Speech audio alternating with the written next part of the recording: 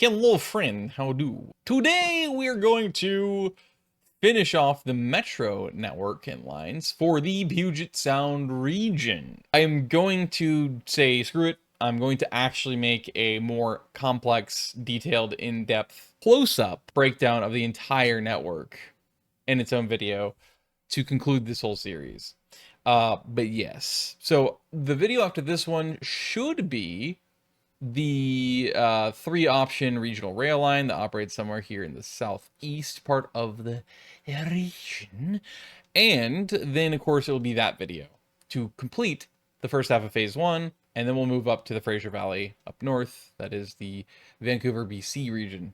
So these are the 2 remaining metro lines in the entire network. So, without further ado, let's jump into it. So, first one is the Lake Stevens Bellevue line, which is 30 miles, as you can see over on the left-hand upper corner. So, this one starts at the shared Lake Stevens station location, which is technically the south part of Lake Stevens, as you can tell, but there you go. So it starts there, and then it goes into a station down here in Snohomish, which I figured there's already a parking lot right there. There's absolutely zero reason why you can't just have a walkway that allows you to use this like a park and ride, a pork and glide, if you will. And then same goes over here for direct accessibility to the development on this north side, mainly businesses, and of course, whatever the hell this is, which I was going to say apartments, that's definitely a motel, hotel. Holiday Inn. If your girl starts acting up, then you take your friend. Sorry, Sugar Hill Gang. Speaking of Seattle. Anyway, that was unintentional, by the way. It just said hotel, motel, and then the rest came. Get your mind out of the gutter. Okay, third station is Cathcart. Sorry, Cathcart Rees Corner. It's 2 different neighborhood names that kind of splits the difference. So here you go. It goes here. There's developments of really shitty looking apartment complex. You know that's got to suck to live in. It's almost built like a warehouse or a public storage facility, but it's apartments. Terrible concept, but sure. Also like how it's kind of semi-isolated, but clearly going to develop something on this side. Maybe it's supposed to be some mixed-use shopping. Probably not. Who knows? Anyway, major thoroughfare accessing the rest of the area here in that vicinity. You got some of the people up in here that can now access it if they'd like to. And we, of course, ignore all golf courses because they shouldn't fucking exist. Anyway, different story. Next stop is Clearview, which is right here, as you can tell. And I did my weird funky thing where I actually customized it to actually have the accessibility, the basically spiral or curving ramps up to the elevated station from each corner of the street, so you don't have to be feeling like you're gonna get plowed by a fucking truck going 15 miles an hour, because it's probably a U-Haul or a Penske, and somebody's probably moving in from California, and they're just doing their traditional behavior behind the wheel. Okay, next one is Grace Woodinville. Up here on Google Maps, it just says Grace. So I'm like, okay, Grace Woodinville, because this is Woodinville. I can't remember if this is actually considered Woodinville or not. I would imagine the city boundary actually probably stops there, but then you go Sud, and of course we hit up the shared station here in Woodinville. And then you go round the curvature, and voila, you have your next station in Brickyard Road, which I decided I would make a path that overarcs over to here. There is a Bork and Glide here, so therefore, there you go. That also connects this side of it too, even though there's nothing there, but maybe eventually, and probably will eventually, they'll get rid of the forest, which they shouldn't, but they probably will, to make new developments, call it progress, even though it's getting rid of more of the greenery, even though they'll claim it's actually for the environment as well, because that's how we do it around here. We like to pretend to play make-believe that we're actually green when we're fucking not. Anyway, it's called making excuses. It's a profession. So then we have, of course, these as well to, again, overpass these stupid fucking on-off ramp things. And god damn it, I hate this fucking whatever the fuck's going on with that. I hate it. Anyway, so there's that. And there's a bunch of apartments here. And this is probably a hotel. I have no idea. More apartments. You get the idea. Juanita is the next one. Yeah, I don't know what the fuck I did here, but sure, we'll pretend this makes sense. So accessibility here to this side, and of course on that side. Next one is in Kenmore. It's Shelf. So around the curvature, it's a big ass high school. Anyway, see, I'm not used to that high schools being like this fancy and upscale and modern. So I'm used to the jail, the prison, also known as Aloha High School. So yes, Kenmore, Wabam, right here, which is downtown Kenmore, I suppose. And obviously, once again, if you zoom out, you get the different splits. So instead of having this road, which you would think would be smart and logical given these accesses because of different lines and stuff that pass through there, both sound transits and also our own, putting one there doesn't make sense. Plus then they're too close together and they have too many stops on a line of 30 miles in length for a metro. So that is why you split the difference and just go to downtown Kenmore instead. Speaking of that, actually, this is a complicated and complex area because where do you put your next station? Do you actually put one in the middle, or do you split the difference, compromise, and decide, no, you don't get any stations in here, you get it here? So just considering the different paths that exist and stuff like that throughout here, the other lines, like the link light rail line that's going to be going through here, you get the idea. So, or actually, that might be a sounder line. Either way, you have all that, so why not? Plus, you have this line going east-west, so I figured this made the most sense. Plus, it's obviously downtown. It's another major city, so it is, and it's kind of like a hub now. So, of course, it is actually more logical because it's a destination location. So, downtown Kirkland, also known as Kirkland Central, and it has a funky layout for a station because, as you can see, you have your second line we're going to have in this video right here. But then we have this one here. So it dead ends here, and then this one goes in here. And obviously they're at two different levels because you don't want to have conflicts of any kind. The idea is to make it as smooth of a schedule and frequency as possible.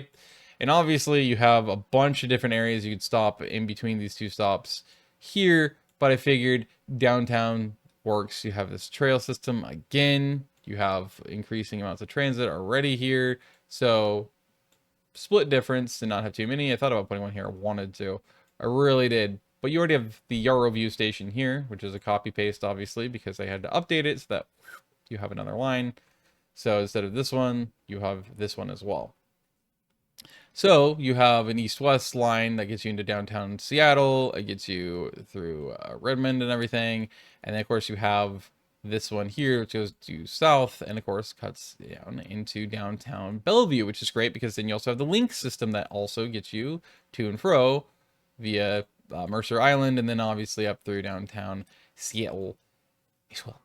Okay, so there's that. Anyway, and that's not open. I guess apparently that whole link extension to Redmond is going to take another 7 years before they decide to actually fucking open it because transit in America.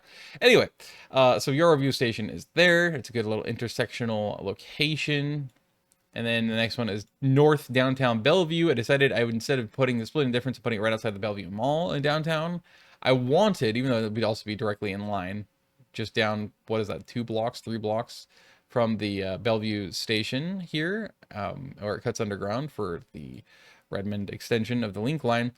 And then, you know, just leave it at that. I wanted to actually have 2 different locations because better accessibility to different parts of downtown makes, and at the rest of West Bellevue actually, it makes a lot of fucking sense. And plus you have direct connectivity throughout here. And I'm willing to bet you not just link connections, you also probably have good bus connections through there as well. Because again, King County, Sound Transit, and even Pierce County all have pretty damn good, mainly the prior two, have pretty damn good and pretty robust but BRT networks, so bus rapid transit networks, which is good. So I would imagine there's at least one, if not a couple, through here. So you get these 2 for the North Downtown and the South Downtown stations. And then last but not least, you have South Bellevue, which is right here. And of course, as you can see, here's a link station right here from that Redmond link extension. So, well, bam, here you go. That is your ability to connect this south portion of Bellevue a little bit better to the network and also to downtown Bellevue and of course through here because it is a walkable, technically, suburban environment. And thus the next one, last but not least in this video, is going to be, and last but not least actually for the entire metro system so far, or actually to me completed. You could always add again later on more lines if it makes sense to you, whatever else, but either way, this is the last one for my network, concept is the Kirkland Issaquah line. So obviously this one starts in downtown Kirkland, also known as Kirkland Central Station. And the next one it does is it goes to Scott's Welcome Way, because though I wanted to kind of put one on the trail, I thought that would make a lot of sense. Realistically, this is where more of the development potential is, and where more of the development is actually currently happening as well right now outside of downtown. And again, splitting the difference, you get a stop right here and you get a stop there. You have this path system. It makes more sense, therefore, to have it on the opposite side of the damn freeway. The stupid I-405. So yes, you have it there. And then, and yeah, the redevelopment, so the infill is ridiculously beneficial there. So that's why that's a better location in my opinion. The next one, sorry, that was Rose Hill. The next one is Scott's Welcome Way, which I believe is probably a combination of different neighborhood names. I think actually it's a combination of road names because of this triangle here, but either way. That is that, and so you have, you know, connectivity in here and a little bit through here and up through here, especially if they build a proper path system through here, which it looks like the perfect opportunity to do that doesn't exist already. I don't think it technically does. You can tell people have trodden a path, but I don't think that it's official. It doesn't look like it. So realistically, you could do that. Make another power line path, kind of like the West Side Regional Trail for the Portland area here. Oh yeah, I mean that's perfect, and then get you right down in here into Bellevue, or sorry, Bellred. Makes a lot of sense actually. So then you'd have direct connectivity to a path system there if they officially decide to make a greenway and a path system. It passes through there. Okay, so there's that, and then the next station is over here, and of course downtown, sort of downtown.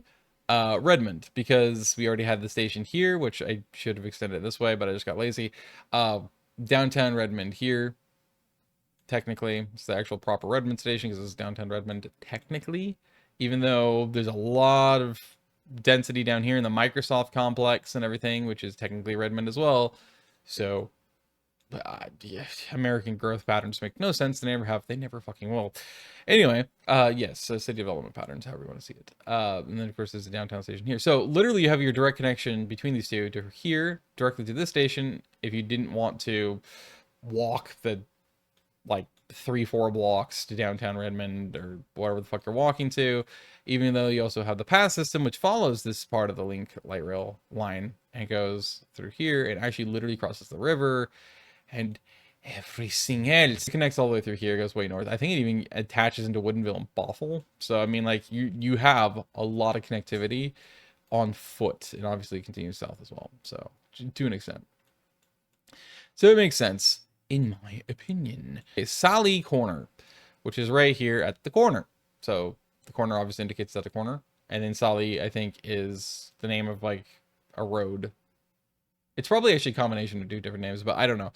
It's, I think it's like a neighborhood name along with a road name, I think, and then the corner. But don't quote me on that. I don't remember. It's been too long already for this one as well. Next one is North Samammish, right here. So sweet. Fuck you, you stupid golf course bastards. And then we got Samammish itself, of course. Wabamski right here. Real funky, fresh looking motherfucker. And then we got Sud Samammish, which there's a bunch of different options. And I remembered him and Han about here or here, mainly here, quite a few times, and even here and here. But it made the most sense with the length of the line and Issaquah especially that you put it here instead. So there's actually quite a bit of space between the main Issaquah station and here. But then again, even compared to a light rail system, actually, that's not that far in the grand scheme. So since there's a bit of a shopping center here, there's a school of some kind, and whatever the fuck. Oh yeah, right. There's a transit center here, technically. Slash parking glide. That's where I decided to put it. Plus, there's a bunch of apartments here, apartments through these areas, and a big park. So what you do is you go from there to Issaquah Corner, so to speak, which is what I decided to call it, because it's a technical triad or corner station. It's the nuclear option, if you will. It's It's the Star Trek logo. But yeah, that is the triad. Yeah, called the nuclear triad, why not? Issaquah Corner is right here. So we put the stations here. They merged the two stations together because technically this is all one line, and so it doesn't matter if they share a station at the same level. In fact, it matters. Arguably, it doesn't actually matter. It doesn't matter for the same reason. It doesn't matter. It does matter. It doesn't matter because of the fact that obviously, since it's the same line, you actually want that interchange between the two different directions for sure. So, it would go like this is what I saw in my head. It would go down into Issaquah Highlands, as you can see here. I thought because of this weird little park thing here, you can actually put the station as an extension over here. So basically a ramp down into that park, and then make this kind of like, maybe there's a cafe or something in there, something like that, or there's like a kiosk food stand.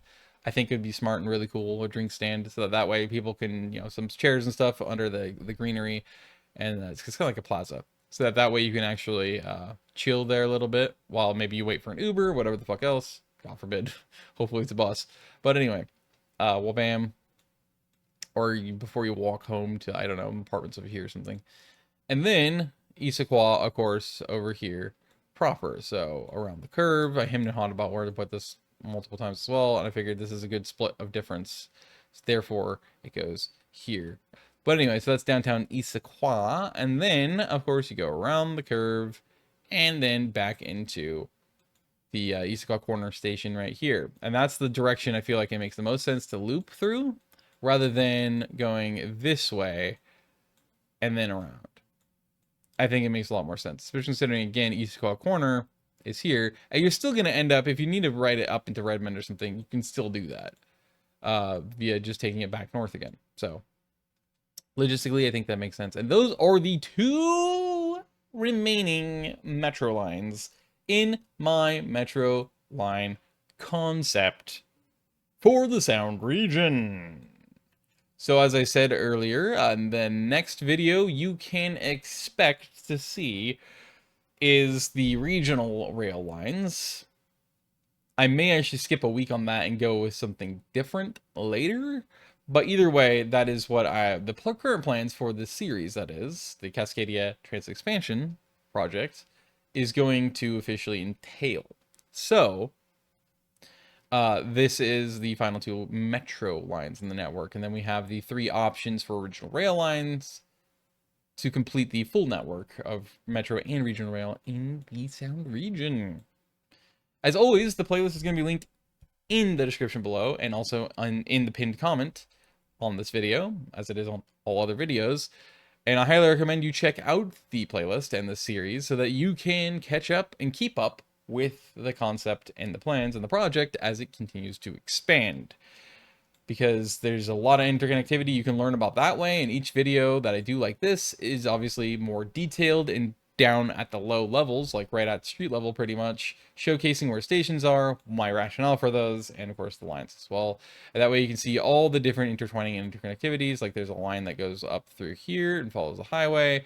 There's another line, the regional rail line that goes down from Everett, actually, all the way down through here, comes through, does this, and eventually goes down and ends up going here and into this main SeaTac station that I have.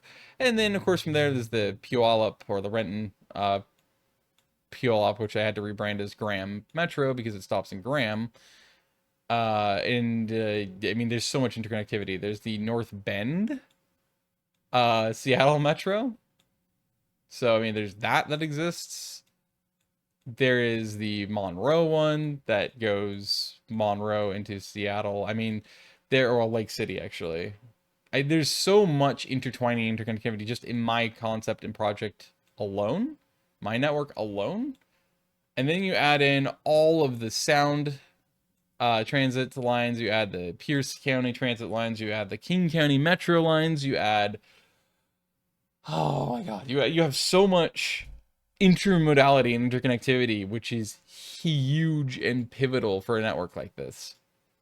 So what you see here is far from obviously the complete network, because you got to see that as well, which is why to end off the first half of phase 2, and thus after this next video in the series, you will actually see the more in-depth and more detailed, very long, therefore winded version of an up-close and personal look at the entire network as it stands, so you can actually see how they all interconnect with each other.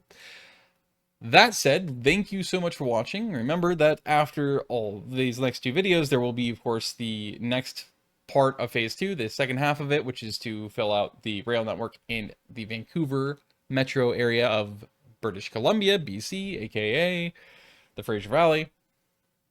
And then from there, it will be a break for a while, and then we'll move on to Phase 3, where we shall go full on apeshit and like on acid or something, go tripping, just flushing out a massive regional, intercity express, and interstate / interprovincial rail network and service for the Cascadia region. And then from there, that's probably going to be the end of the whole series and everything for the project, because from there, then you are going to probably go into interstate services and stuff like that, ICE and ultra high-speed rail, high-speed rail lines, HSR, for accessing from these networks, the ends of those lines, into other states. And I'm actually really excited for 2 of them. One of them is the obvious one, which is that you have the section between here, the north half basically, that goes between, which is the Cascadia ultra high-speed rail line, that goes between Vancouver and Eugene. And then you have the ICE line, which probably actually would be split into in half into 2 different pieces. You have Vancouver down through Portland, and Portland obviously down through Medford and Ashland. But basically, that already outlines the top half of it, because then the rest is the California segment of a ultra high-speed rail line that would connect literally from Vancouver down through at least San Diego and Chula Vista, possibly into Tijuana, which probably should go into Tijuana, Mexico, if we're going to go into Vancouver, BC, at least in concept, even though obviously modern day, there's a lot of reasons why people would lose their minds over the concept of having any accessibility for Hispanics to access across the border anymore, which is really stupid, but welcome to the world today. And then, yeah, the second one I'm really excited for is the one that obviously I've said this multiple times in multiple videos in this series. The first line I'm going to work on actually is going to be Portland through, or possibly Salem or Eugene, but probably Portland through directly accessing to Boise and the Snake River Valley. Jesus Christ! Apparently my jaw is seizing. And then from there, this is the one I'm really excited for, is having the second half be from Boise down through the Mormandia, the Mormon land, the Deseret region, down through like Provo, probably not just SLC. And then you have that, because of all the different projects that are going on there, like of all places in the country, somehow Utah is the most exciting place. Mormandia is the most exciting place to be if you're a transit lover and nerd, especially in terms of rail fans as well, because they are genuinely, even their government seems to genuinely be very invested into doing everything they can to build in a statewide regional rail network, even intercity network, and regional rail, of course, or sorry, commuter rail, and also eventually work with Amtrak to have a really robust interstate services as well.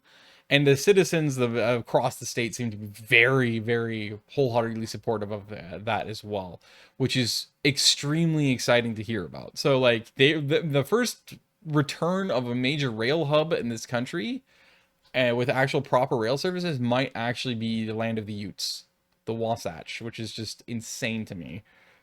That's so weird, but I'm all for it. So yeah, I think it's pretty damn cool. And man, can you see the original extent of the Great Salt Lake? I mean, it went all the way down through here. That's, oh my goodness, that's so cool. If only we could still see it like that. But instead, it's reduced all the way to this rubble. It's like the RLC. It's really sad. In fact, actually, I think a lot of it's the same reasons. Industrialization, horrible practices with that, and then obviously agriculture. But that's a bit of a sidetrack. The point is, that's why I'm super excited to connect up here into the Wasatch Front, for sure. Enough talking from me, that's the video. So prepare for the Fraser Valley coming up after the next 2 videos in this series. Again, the playlist is always linked in the pinned comment and description below. And especially if you're from the Sound region, let me know your thoughts on these lines, their layouts, their routes, their paths, where the stations are, the station locations, how you would expand it, how you would maybe put infills in, if you ever decided to get that, if it worked out really well, if you like these lines, if you don't, what you would change, if you would change something. You get the idea. I really want to engage with you and hear you voice your opinions in the comments below. Either somebody who visits these areas a lot, or again, who commutes through there or lives in them. I really would like to hear what you have to say. And obviously, the most helpful things you can do is engage in comments. Obviously, likes, but especially comments and sharing videos. And subscribing is a huge boon. So yeah. And obviously, I said I would take a break between phase 1 and phase 2, and I really didn't take a break at all. Because I am too enthusiastic and love this shit way too much. So this break, I feel like I'm going to take, but we'll find out. Probably not, but you never know. Anyway, thank you so much for watching, and until next time, I hijack a Alaska Airlines plane at SeaTac because apparently it's pretty easy. Okay, bye-bye.